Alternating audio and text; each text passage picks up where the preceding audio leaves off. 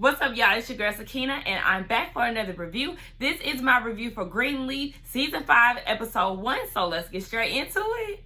Y'all see I had to put on my God is Dope shirt. I know it's kind of corny or whatever, but it's so fitting for the show, right? We talking about God in the church, right? Okay, but anyway.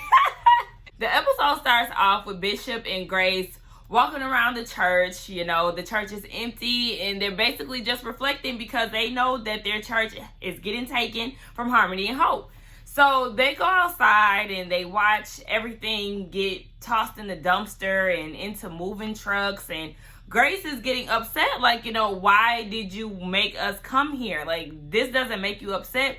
And, you know, he likes to look at things for what it is. He likes to basically see the closure instead of acting as if nothing ever happened, because then it lingers in your mind. So he is more of a visual person and likes to see that chapter closing. He was more so upset about the cross being carried out and just being handled poorly. You know, he said that it's sad seeing it being handled in such a way because it is the skeleton key for the mansion of being.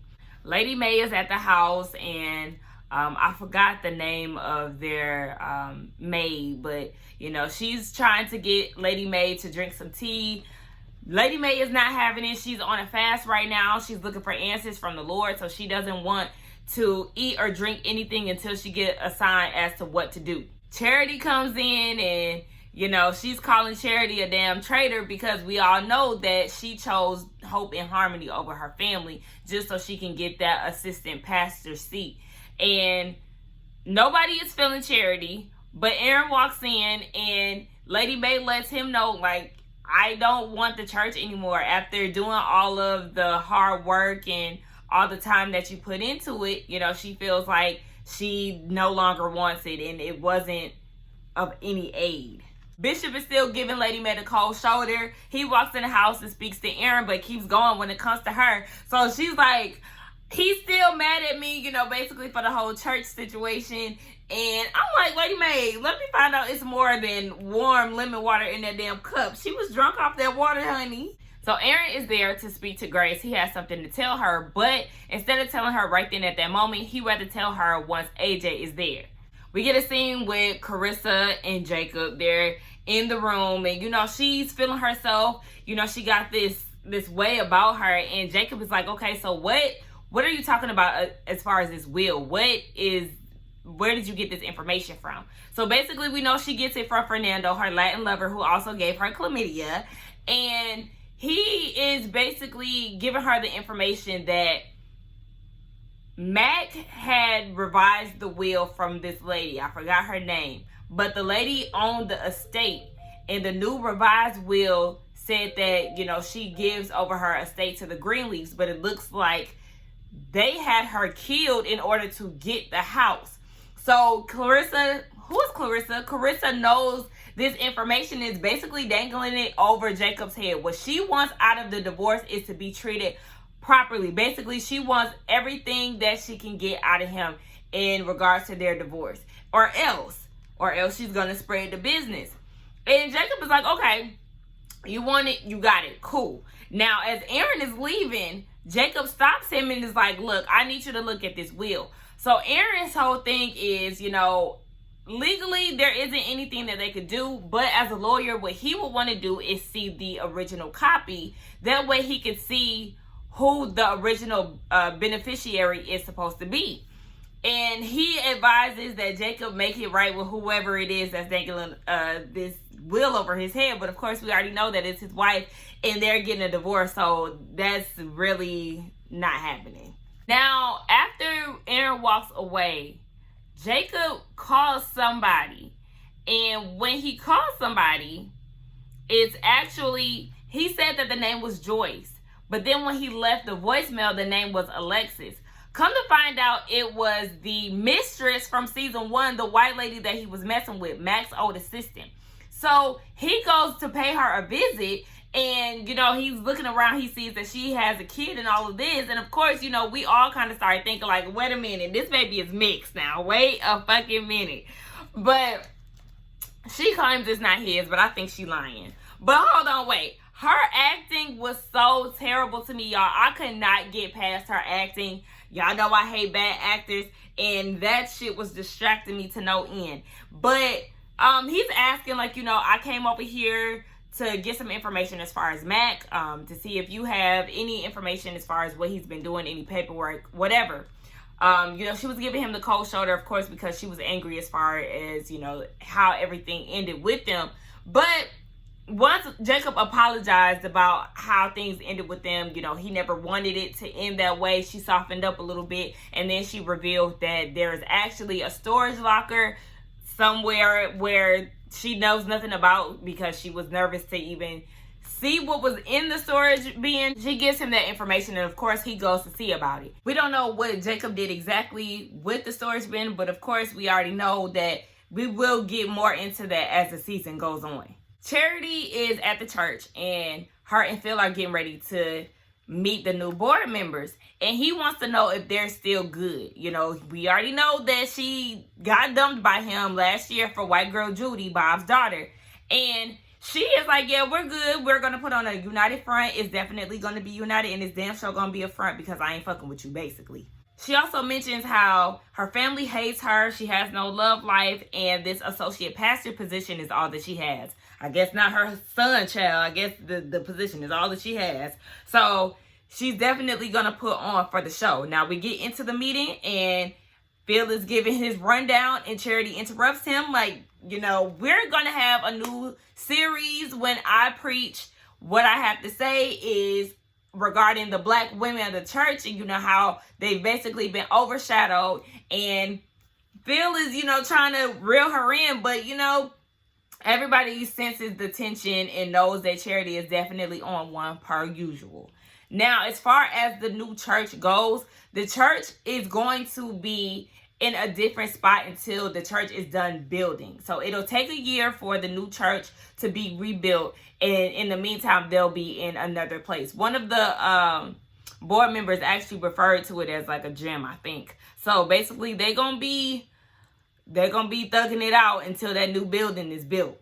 Now that Aaron has Grace and AJ in the same room, he tells them that the case that AJ had is now closed because somebody has actually been caught on camera and is now the person that had been robbing a lot of the pharmacies around town. Now remember, AJ was the one who actually broke into that particular pharmacy, which ended up with him being locked up. So Grace had to lie for him in order to save his ass. Well, the video had came out and everything, and the family found out. Everybody was looking at Grace like, oh, you're covering for him. That's not the Christian way, yada, yada, yada. But now he's free. Now, Grace asked to see who this person is, and when Aaron shows her the mugshot, it's the guy who was at the gravesite at the end of last year's episode. Like, what? They can't find any name on this guy. They don't know where he came from. All of a sudden, he just is the one who was doing this whole robbery or pharmacy breaking in. And Grace was looking like, what? And both her and AJ was looking like, what the hell? Aaron was like, should I call the cops and let them know to reopen the case? Because neither one of y'all look happy. Of course they don't look happy because they both know that AJ did it and have no idea where the hell this man came from. You can see Grace was thinking about the situation, and she asked Aaron, can she keep the paper of the mugshot? And I already knew that she was going to dig deeper into it, and of course she was. We see her walking up to Darius's office because her ex-boyfriend used to works for the newspaper, and he's not really happy to see her because he's still trying to get over their whole breakup situation, but she needs a favor. She wants him to look into who that guy is, and of course he is not able to get any information on who this guy is. He contacted the DA, and nobody knows where the hell he's come from, and it's just so weird. Like, what? I guess it is a blessing in disguise, but at the same time, Grace was trying to get AJ to come around to the idea of him really being free, but he just could not accept it because he knows that he did it. Grace knows that he did it, and all of a sudden, this man is dead out of nowhere over something that he's done. So it just doesn't make sense to AJ. It doesn't make sense to me. But Grace is really just trying to get him to come over to the other side. She really wants to bond with her son. She even invites him out to dinner with her and Sophia. But, you know, he says yes. And once she leaves, he starts to pack his bags and he looks at himself in the mirror and drops his bag. And you could just tell that he's out of it. Like, he is so not there and he doesn't know what to do with himself. Speaking of Sophia, we got this weird ass unnecessary scene to me. She was running, got a call from the basketball player. I can't remember his name, but obviously they're still dating. He wants her to pull up, so they agree to meet later. She gets all the way to his house to find out that Nikki is there. She's crying. She assumes that they're getting back together, but the basketball player assures her that they're not. My whole thing is Nikki probably pregnant, because otherwise why would she be sitting there crying? And if they're not trying to work it out, what the hell is it? Anyway, we get a scene with Charity walking into Phil's apartment. Now, before she gets there, he's removing all the pictures that he has of her in his apartment. Of course, we all know that he loves Charity, and even though we don't like neither one of them, I wouldn't mind Charity finally finding love, but at the same time, baby Phil has some badass qualities.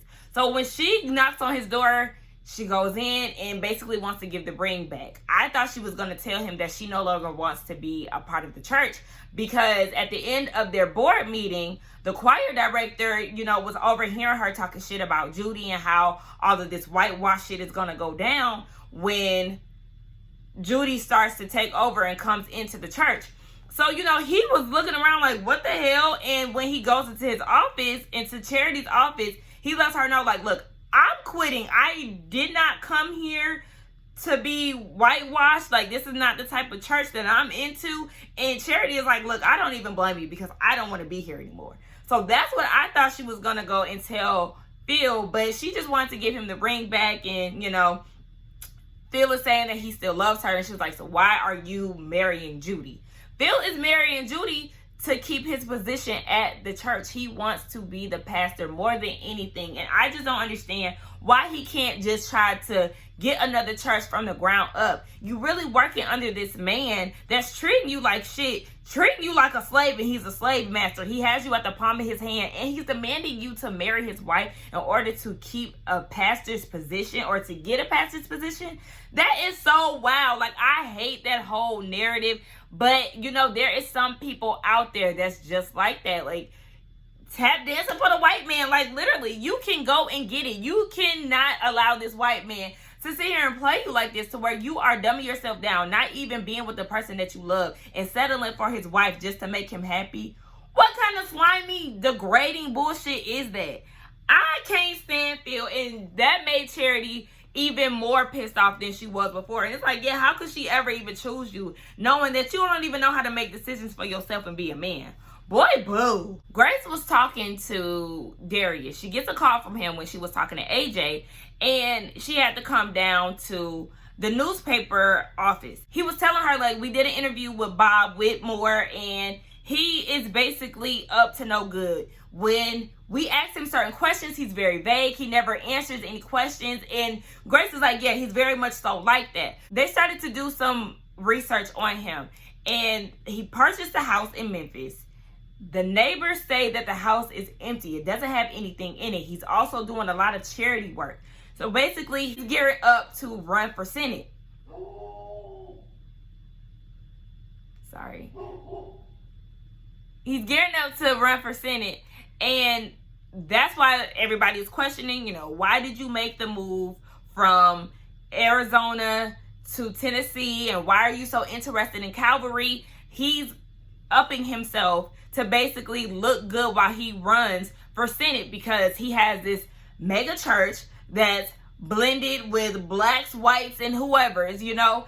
And it's like, it paints a good picture for him. How could you not vote for somebody who is for everybody? Darius wants to go full on in stopping Bob in his tracks, but Grace is like, we can't beat this. He is basically making himself look so good in front of these people. It's going to be impossible for anybody to even go against it. And plus, they're about to tear down. Sorry, y'all, my phone died. But yes, Grace was saying that they're about to tear down the church in a few days. So basically, this is not even really possible. But Darius is not trying to hear that. He want to go ahead and go straight for Bob. After the meeting with the board, the three ladies decided to go and talk to Bishop. It was, can't think of their names right now, so the ladies. And they are basically saying, had they known that Connie was going to have them going to a different church and tearing everything down, then they would never have agreed to this in the beginning. And they were more so mad at Grace for promoting everything. But Bishop is like, she wanted to keep the peace. Grace was really just trying to help out. Of course, compared to that damn slimy ass Connie. They want the church back. And Bishop knows what to do, but he wants to go ahead and pray and speak to God about it first. We see him walking up to Lady Mae, and she's still fasting, still searching for answers from the Lord. And Bishop lets her know, like, I have a plan. Let's do a new plan, and this plan is to start anew. Start anew with the church. Let's just go ahead and do it together. I've seen the work that you've done with the day with Lady Mae, and you were doing things that I couldn't even do. So let's go ahead and start a new church together. But first things first, we got to do this right. We got to go down to the courthouse, and we need to go ahead and get remarried. So, of course, Lady Mae is full on board. She wants to go ahead and get married to him, and they all notify everybody in the family. Carissa and Jacob are getting dressed for the wedding. You know, they did everything the same day, like an hour after. And she's saying how she has a lawyer that is willing to help them out. If he wants to get a lawyer, he's more than welcome to do so. But Jacob's whole thing is, no, I'd rather us just do it straightforward. I don't want you to spend no more money, so we could just do one lawyer. And, you know, she's trying to be nice to him. You could tell she's trying to be real cordial, but he's being real cold to her. And he leaves the room, and she has this look on her face. And it's like she's put it on this front as if she doesn't really want to put him through this, but she feels like this is her only option. That's what I'm sensing from her. What y'all think? Have y'all been catching her facial expressions after every conversation that she's had with Jacob in this episode? Like, girl, you don't have to do this. You know that, right? But you also know that you was a terrible wife. And we also know that Jacob was doing you wrong in the beginning, but he tried to make it work. But you're not workable. I know that ain't a word, but she's not. Everybody is outside getting ready to go down to the courthouse. You know, Lady Mae really wanted to do it by herself, but Bishop wants the whole family to be there. So Grace pulls up, and, you know, Sophia and Zora are outside. They throwing hella shade at each other. Nobody knows why. Charity is even shocked that she got invited to the wedding, but Bishop is like, yes, I want you there. Like, I want the whole family there. So that warms up her heart, because you already know everybody is not fucking with Charity at this time. But Grace runs in the house to go get AJ so they can all go down to the courthouse.